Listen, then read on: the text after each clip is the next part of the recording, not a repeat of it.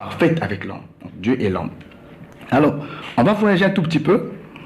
Comme nous avons dit hier que toute écriture est inspirée de Dieu, ce n'est pas en vain que le jardin devait être planté seulement en Éden, alors qu'il y avait plusieurs lieux sous la terre.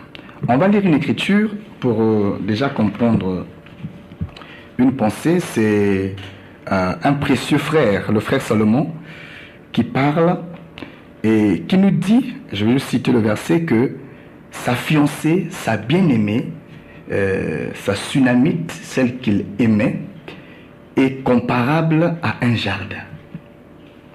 Dans les Écritures, Dieu a son parler, Dieu a son langage. Et ici, nous parlons des choses spirituelles. Je me souviens de Paul qui disait qu'il faut tenir un langage spirituel pour les choses spirituelles. Dieu ne comprend pas les choses comme nous les comprenons. Et Dieu, bien que employant des termes, des usages d'hommes, mais derrière ces termes, il y a une pensée prophétique qui est cachée. Il y a une pensée que Dieu voudrait transmettre. Donc il utilise un langage humain, mais pour transmettre le divin. Le jardin, dans une dimension, selon Cantique des Cantiques, chapitre 4, verset 12, le jardin est une femme. Alors, on va se dire, parce que le jardin, c'est le jardin de Dieu, mais qui est planté en Éden. Et on appellera jardin d'Éden, mais c'est le jardin de Dieu planté en Éden. Or que pour Dieu, le prophète Salomon dit que le jardin est une femme. Maintenant, on va se demander quelle est cette femme que Dieu est en train de faire allusion dans le livre de la Genèse. Nous marcherons encore. Allez-y. Il n'y a pas que la femme, mais le jardin dans les Écritures nous parle aussi d'un peuple. Nous lisons Ésaïe chapitre 58, verset 11. Je ne sais pas si on peut vous aider avec la lecture, mais nous comprendrons que selon Ésaïe, au chapitre 58, verset 11, le jardin est un peuple. Or, Ésaïe embrasse notre bien-aimé Salomon parce que le peuple est aussi vu comme une femme. Dans les Écritures, une femme peut être un peuple, selon Ésaïe 62. Il faut nager par là pour comprendre que une femme est un peuple peut être une femme. Donc nous comprenons que le jardin est en bref une femme, un peuple. Maintenant, le jardin de Dieu, c'est aussi un peuple que Dieu s'était choisi. C'était un projet de Dieu pour planter ce peuple-là quelque part. Maintenant, Dieu choisit de planter ce peuple pas n'importe où, mais sur une terre où ce peuple-là pourra prospérer, où ce peuple-là peut devenir une nation. Voilà comment Dieu, dans son projet, il recherche un lieu propice, un lieu convenable, où le peuple peut prospérer. Alors Dieu choisit Éden. Alors nous devons comprendre le pourquoi d'Éden, le prophétique caché derrière Éden. Alors là nous disons que selon certaines écritures, que je peux citer en passant, selon Ésaïe toujours, selon Ésaïe 58, selon Joël 2, 3, nous comprenons que Éden est comparable à Sion. La Bible compare Éden à Sion. Sion qui est l'actuel Jérusalem. Sion c'est l'actuel Jérusalem. Ou encore Canaan, si on veut dire ça comme ça. Parce que c'est là, l'actuelle nation qui s'appelle Canaan.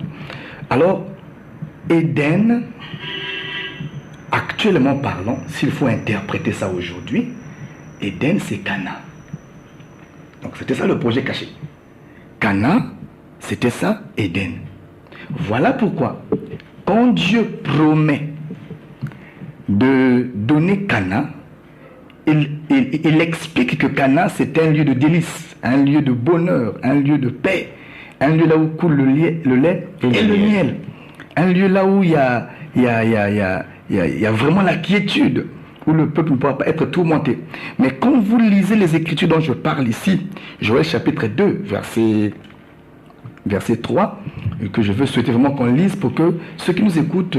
Pasteur Michel, voulez-vous nous faire la lecture, s'il vous plaît? Que ceux qui nous écoutent se rassurent de ce que nous sommes en train de dire. Joël 2. Nous lisons Joël 2, le verset 3. L'Écriture déclare: devant lui est un feu dévorant et derrière lui une flamme brûlante. Le pays était auparavant comme un jardin d'Éden. Et depuis, c'est un désert affreux. Rien ne lui échappe.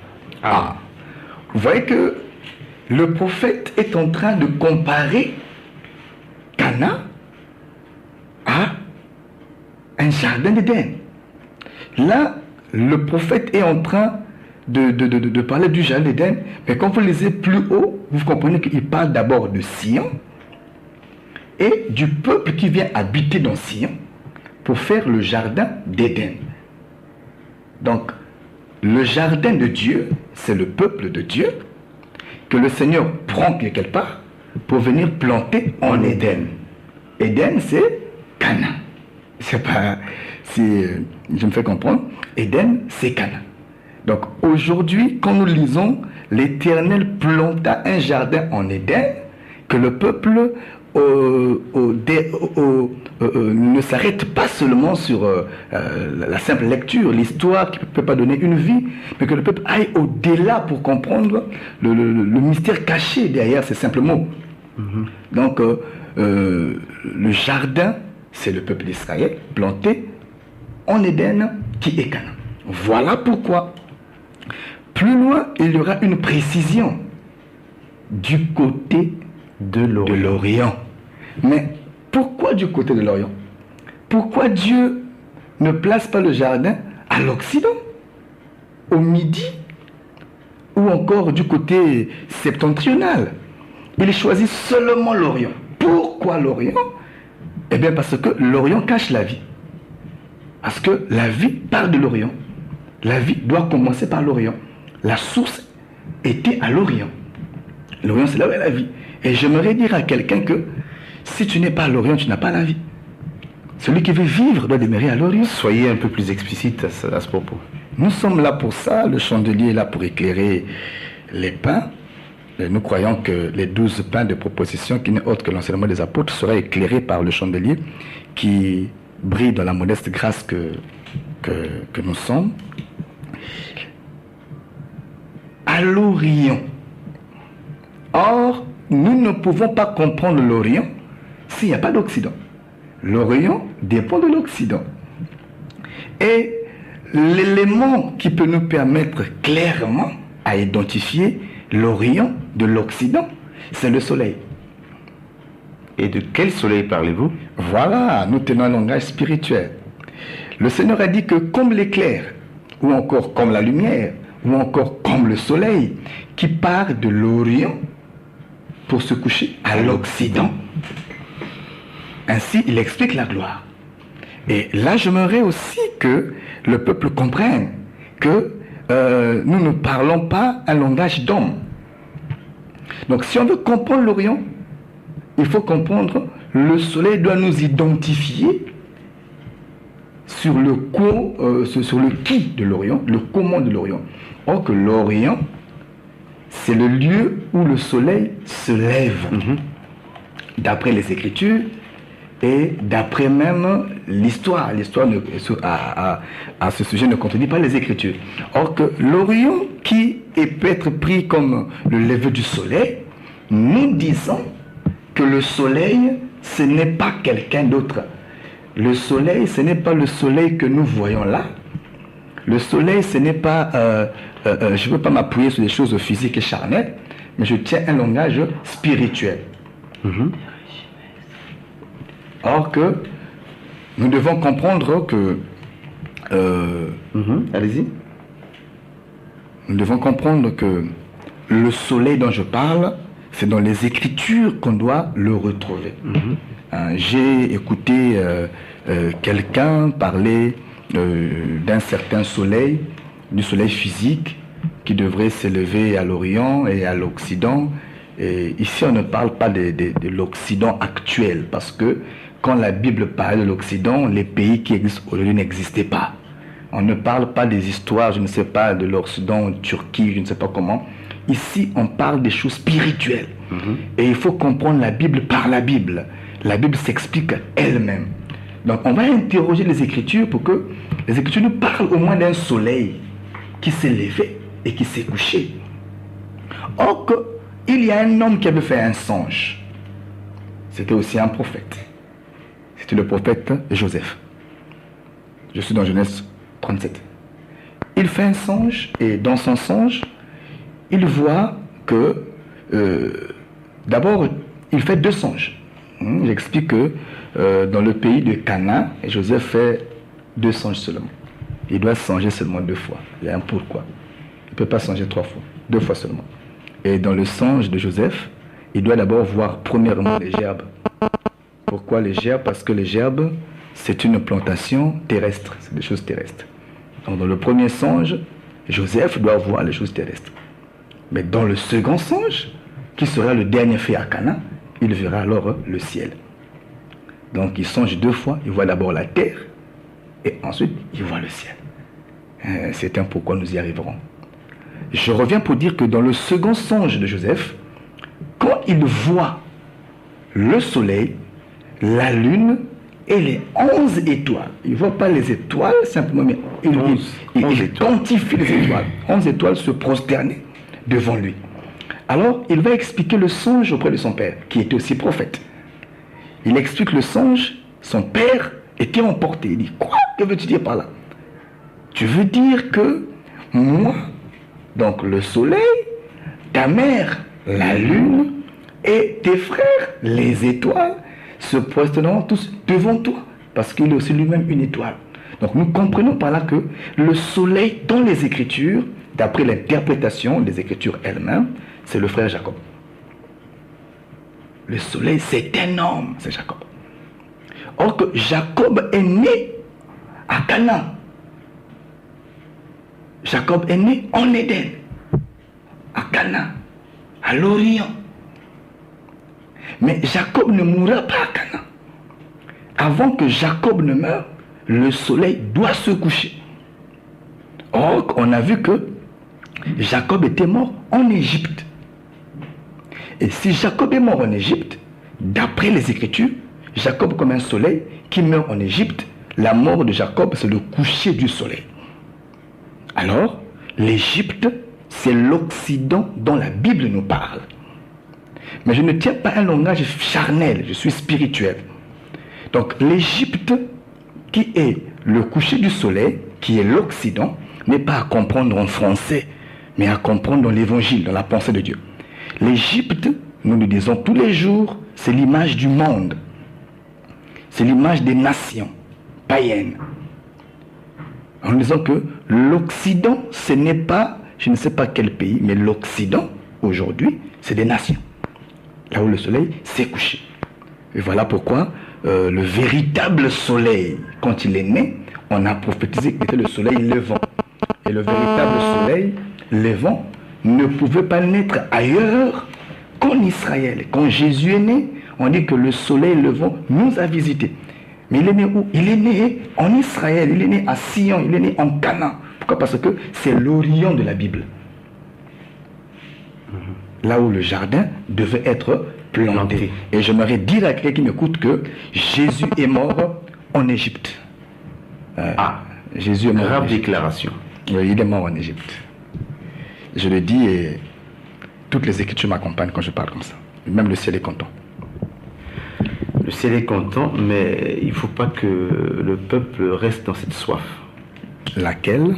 Dire que Jésus est mort en Égypte. J'ai dit que je tenais un langage spirituel et non un langage charnel. Et la Bible dit que toute écriture est inspirée de Dieu pour enseigner, pour convaincre.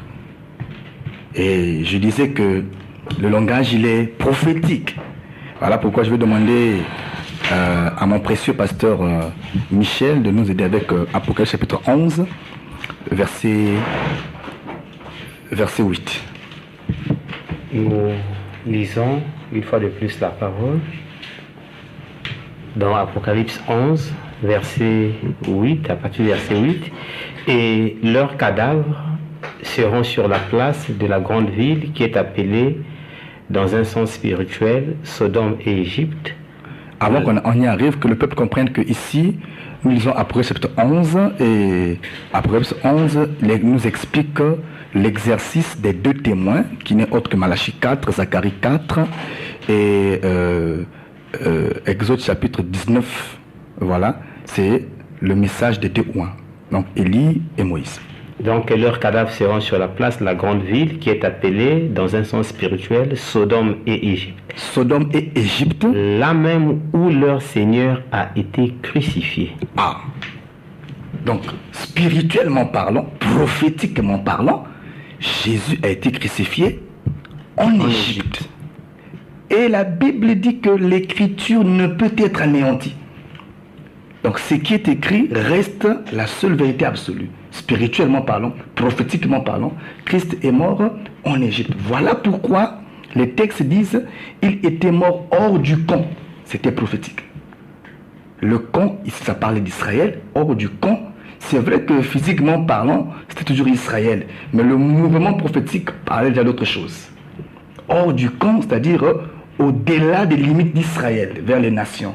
Et aujourd'hui, où nous parlons, Christ n'est pas à l'Orient, mais il se couche à l'Occident. Voilà pourquoi l'Occident est béni aujourd'hui.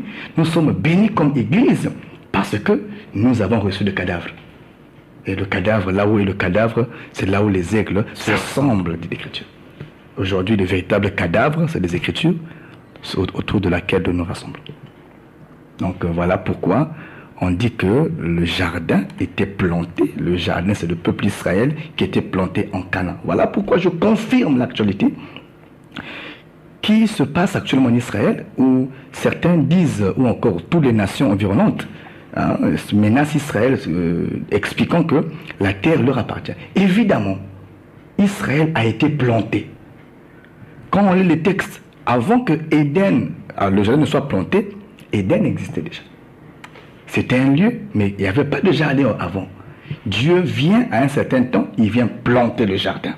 Je vais lire une écriture, je vais demander donc à mon précieux pasteur Michel de lire 1 Chronique chapitre 17 verset 9. Nous lisons la parole dans 1 Chronique 17 verset 9.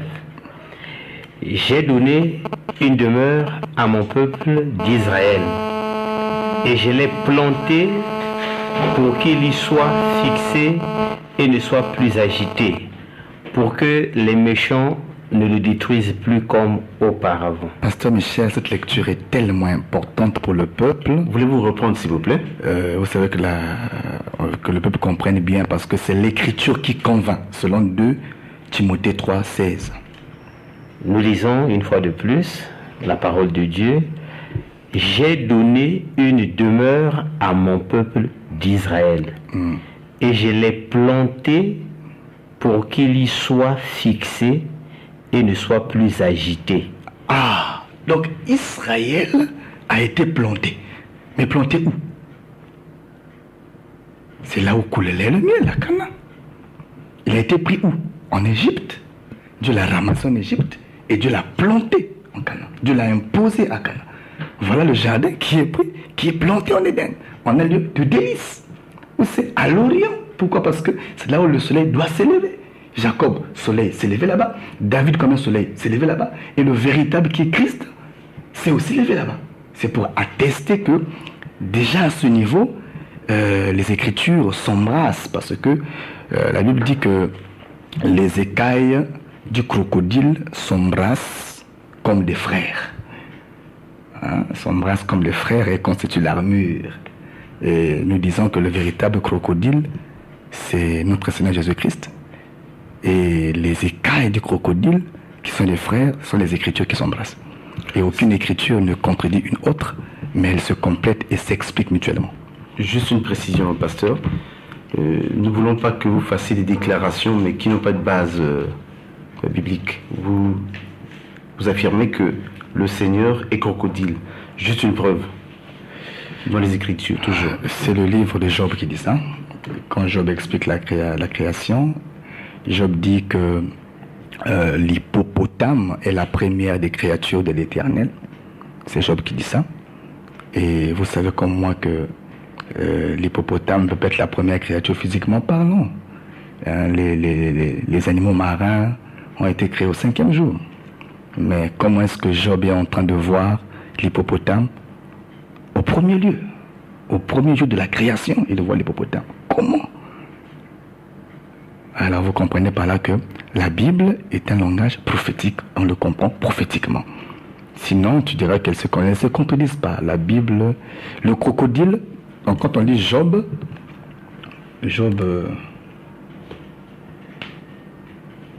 oui, dans le livre de Job, quand on lira, on comprendra que les auditeurs qui sont là peuvent lire le livre de Job. On nous parle du crocodile et là-bas on parle de Christ. Le crocodile c'est Christ. Christ il est tout en tout. C'est un crocodile, c'est un chien, c'est un coq, c'est un lion, c'est un agneau. Mais quand on dit qu'il est chien, on crée ce qu'on est là. Ah, comment oui, Jésus-Christ est chien aussi. Il est chien. Parce que le chien repart vers ses vomissures, ça vous le savez, d'après les Écritures. Et même la réalité. Et voilà. Et Dieu est celui qui avait vomi Israël pendant le moment à cause du péché. Donc Dieu a vomi Israël. Et après un instant, il n'a pas pu supporter les parties encore récupérer ses vomissures. Alors là, qui est chien? C'est Dieu lui-même qui est chien. Donc c'est un langage spirituel que... Voilà comment je peux présenter un peu les choses. Jardin d'Éden. Pasteur, je ne sais pas, nous avons ici un second thème. Nous avons dit au préalable qu'il s'agit aussi bien du jardin d'Éden que du péché originel. Avant que nous n'arrivions au terme de notre émission, voulez-vous donner une esquisse à ce sujet, à propos du péché? Je rappelle... La chute de l'homme, précisément. Je rappelle aux fidèles auditeurs qui nous suivent que vous suivez l'émission Que la lumière soit.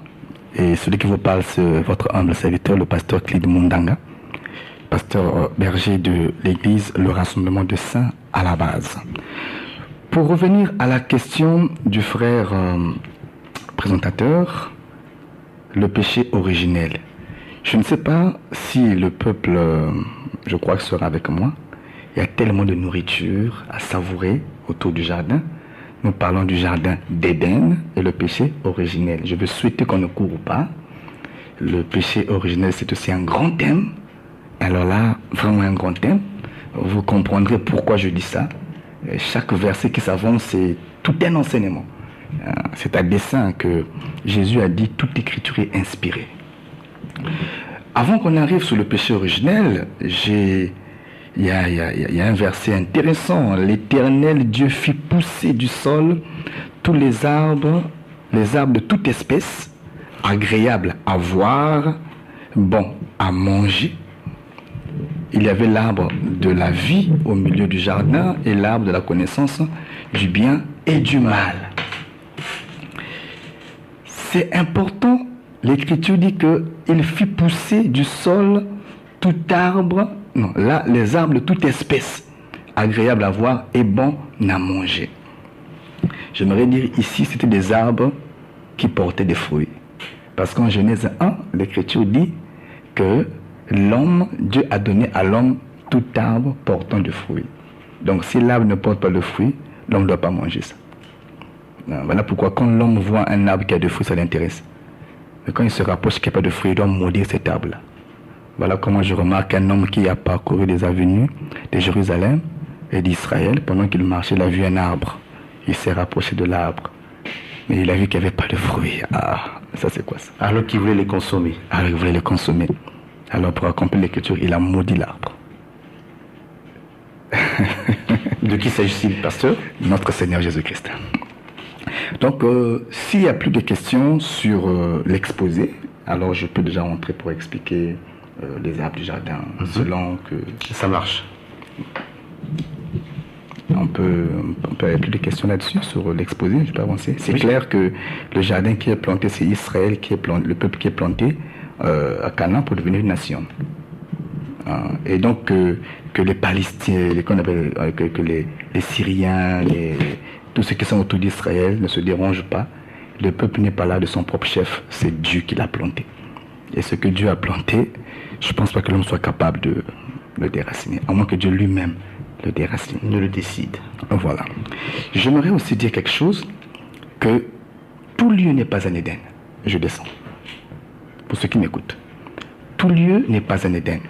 Mais il y a un Éden pour chaque personne à qui Dieu a un projet. Frère, toi qui m'écoutes, je crois aussi qu'il y a des lieux favorables. Il y a des lieux propices que Dieu trace pour chacun d'entre nous. Quand tu arrives, tac, chose prospère. Et les lieux, c'est aussi une assemblée locale.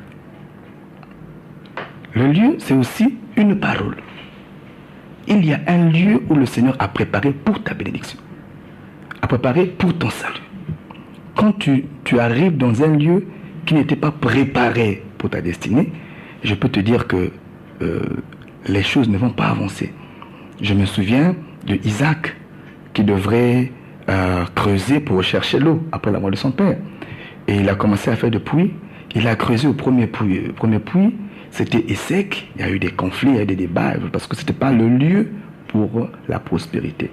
Il a encore creusé un deuxième puits, il n'y a pas eu prospérité.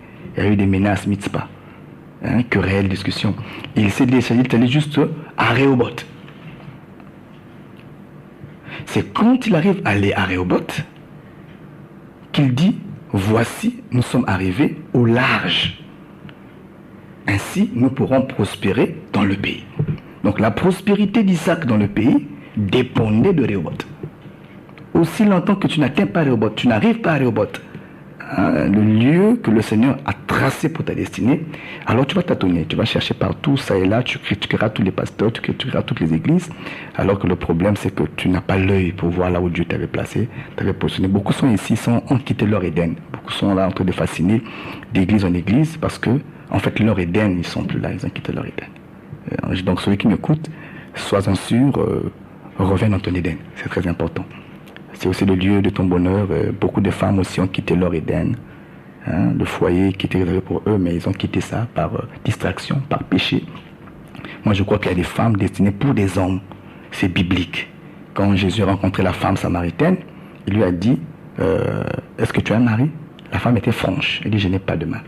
Il dit, oui, c'est vrai, tu n'as pas de mari. Parce que celui avec qui tu vis n'est pas ton mari. Vous comprenez? Ça veut dire que il y avait un mari pour la femme qui était pour son bonheur, un Éden, un lieu de calme, tranquillité, tout. Mais la femme n'a pas conservé ce foyer-là certainement. Elle a compté 5. Elle était au 6e. Voilà pourquoi, bien qu'ayant un foyer, étant avec un homme, sa conscience la rappelle qu'elle n'a pas de mari. Parce qu'elle avait quitté son Éden. Donc tout ce qui m'écoute, c'est pas seulement pour expliquer les pensées révélationnelles, mais la Bible est aussi pour édifier, pour exhorter. Mire-toi, regarde-toi. Beaucoup de personnes ont quitté leur Éden, le lieu que Dieu avait préparé pour leur prospérité. Vous comprendrez un jour, on va avancer, on va expliquer ça dans la suite. Vous comprendrez que dans une dimension, même l'Égypte peut devenir un Éden. Je vais toucher ça. Quand on va parler du péché originel, vous allez comprendre que même l'Égypte peut être un Éden. Dieu peut constituer un lieu pour ta prospérité. Ça peut être une société, quand tu arrives, ça prospère. Ça peut être, c'est-à-dire qu'il y a un lieu que Dieu a fixé. Dès que tu arrives, Dieu te révèle. Dès que tu arrives, tac, c'est pas de la magie, mais c'est un lieu favorable pour ton épanouissement. Donc tout ce qui m'écoute, un enfant de Dieu est fixé. Un enfant de Dieu n'est pas ballotté. Il suit l'orientation de Dieu, ainsi dit le Seigneur. Et quand Dieu l'a placé quelque part, même s'il y a des vents, il y a des marées, si Dieu t'a placé là, fais confiance à Dieu. Je crois que si c'est pour toi un Éden, alors tu prospéreras. Je ne sais pas si la question c'est suffisamment clair, oui. Ouais. Donc maintenant, pour parler du jardin. Le jardin était physique. Le jardin était physique et je confirme que tous les arbres du jardin étaient des arbres physiques et palpables. Je reviens, l'écriture ne peut être anéantie. Et Dieu fit pousser du sol les arbres de toute espèce, agréables à manger, agréables à voir et bon à manger. On ne peut voir que ce qui est visible, ce qui est palpable. Et le manger là-bas était physique. Donc tous les arbres qui sont cités en Éden, il n'y a pas un arbre spirituel là-bas. Tous les arbres sont physiques. On expliquera ça. Ces arbres ont même des noms. Ces arbres ont des noms. On parle d'un jardin, mais c'est tout un peuple. On parle des animaux, mais c'est tout un peuple. On expliquera animal par animal, arbre par arbre. Selon que Dieu nous fasse grâce, il y avait le figuier, il y avait la vigne, il y avait le grenadier, il y avait le peuplier, il y avait les plantanes, il y avait tout ça, toutes sortes d'arbres, tout était là. Nous allons bientôt arriver à terme de notre émission. Pasteur, nous voudrions quand même, avant que nous ne puissions clore l'émission, que vous nous donniez une préoccupation en tant que berger, en tant que un homme qui a la responsabilité de paître des âmes. Quelle préoccupation vous avez, vous, qui avez la responsabilité de conduire un peuple ce soir? Un mot particulier aux auditeurs, aux frères et sœurs qui nous suivent. Avant de donner le mot, nous sommes presque à la fin. Je m'aurais informé au public que nous avons des moments de prière. Nous avons un séminaire, c'est une annonce que nous tenons à l'église. Le thème, c'est la chute de l'homme fort. Et c'est des moments vraiment de prière. Vous savez, la prière est capitale pour la vie d'un enfant de Dieu. Il y a la parole et la prière. Et nous commençons demain à 17h30, je pense, jusqu'à 19h30 par là. Et c'est un programme qui finira dimanche matin à l'église. L'église est située à la base. Je pense que à la fin, vous donnerez les annonces. L'église est située à la base, juste au pont de Socoprise, quand vous arrivez au pont de Socoprise. Et il y a une maison en étage, en baie vitrée, juste derrière l'étage, se situe l'église, le rassemblement des saints. Donc, de 17h30 demain, nous serons là en prière pour éclairer le peuple d'abord, parce que moi je crois que si la parole n'est pas éclairée, si la pluie ne tombe pas, la terre ne peut pas produire. Donc on va éclairer le peuple et après on va prier. Je crois que Dieu soutiendra. Le souci que j'ai, c'est que le peuple puisse aimer la parole. Il n'y a pas de salut en dehors de la parole. Le miracle, c'est bien, mais le miracle accompagne la parole. La Bible dit, voici les signes qui accompagneront ceux qui auront cru. C'est bien le miracle, mais ce n'est pas tout. Jésus a multiplié le pain, c'est un miracle. Mais pour distribuer le pain au peuple, il dit, faites-les asseoir d'abord. Donc que le peuple apprenne à s'asseoir, à aimer la parole. Nous sommes là pour ça, expliquer que le peuple aime la parole parce que son avenir dépend de la parole, le salut dépend de la parole. Et avec la petite grâce que Dieu nous a faite, nous apporterons notre part, mais partout où la parole est éclairée, que le peuple vraiment s'accroche parce que le salut du peuple dépend de la parole de Dieu. C'est ma préoccupation. Merci, pasteur Clide Mundanga. Nous arrivons à terme de cette émission. Et comme vous avez compris son exposé, le souci est celui-là parce que longtemps nous avons presque erré. Il faut qu'il y ait précision dans la parole de Dieu. Il faut qu'on nous explique clairement la pensée de Dieu, son souci pour l'humanité. C'est l'une des raisons fondamentales qui nous ont amenés à mettre à votre disposition cet espace.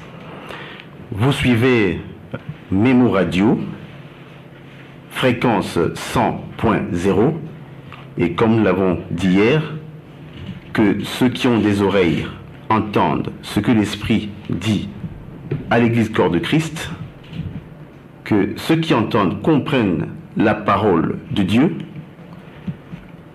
avant que nous ne vous quittions, nous voulons vous passer 2 numéros téléphoniques qui vous permettront de nous contacter. Si vous pouvez noter le 06, le 945 35 24. Je reprends. 06 945 35 24. Il y a également le 05 557 85 75. 05 557 85 75. À bon entendeur, shalom. Pour prêcher la parole de Dieu. Oh, en entendant bien, beaucoup d'hommes sont blessés. Et ma Bible me dit qu'il y a 3000 convertis. Mais pourquoi pas dans notre temps? D'un côté la parole est allégée, ils l'ont rendu faible pour plaire à leurs fidèles. Bien que de l'autre côté, la parole est bien prêchée, mais l'incrédulité envahit les hommes.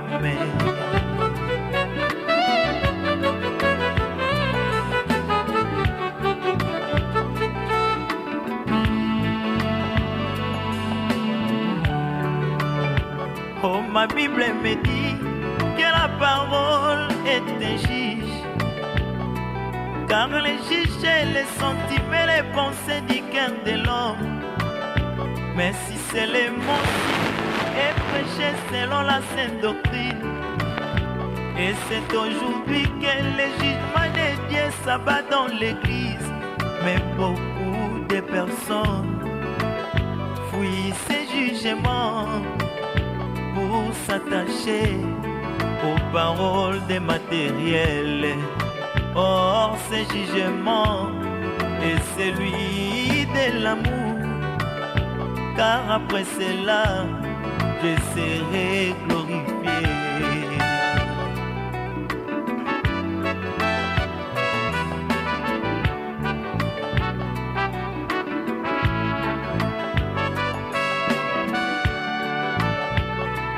Comme une lettre d'un époux à son épouse, il me l'a envoyé par l'intermédiaire des ministres. Cher ministre, toi qui es envoyé par mon époux, afin de m'expliquer la lettre, ne me cache rien, dis-moi toute la vérité. C'est que moi j'essaierai dépend de ce que j'écoute. Même des paroles dites, dis-moi toute la vérité. Comme la parole est pour moi, donne-la moi avec sa rigueur. Si je suis de Dieu, je dirai toujours Amen. Ce sera pour moi la gloire de supporter sa rigueur, car après cela, je serai couronné.